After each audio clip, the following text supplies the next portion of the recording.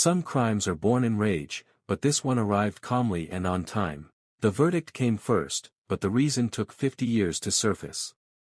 In a quiet Wisconsin courtroom, a judge listened as a 73-year-old man admitted to killing a former classmate, but insisted the story began in high school. The victim was a retired teacher and track coach, respected and unguarded, but none of that mattered when he opened his front door.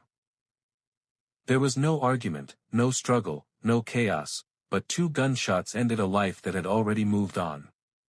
Investigators searched for a recent trigger, but the defendant offered none.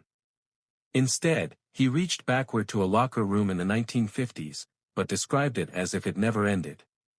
He spoke of a prank and laughter that didn't include him, but framed it as a permanent verdict on who he would become.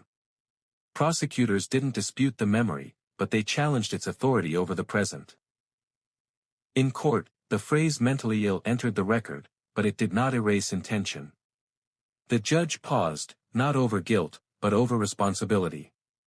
He acknowledged that humiliation can scar, but ruled that time does not grant permission to collect blood as interest.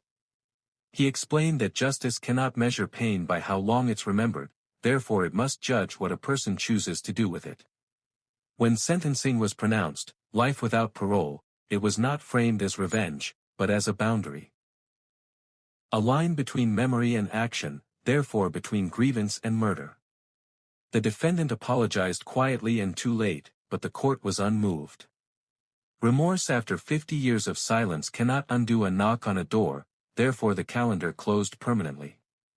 This case endures not because of violence, but because it proves some grudges do not fade, they wait, therefore the law answered with a line that memory may cross, but action never may.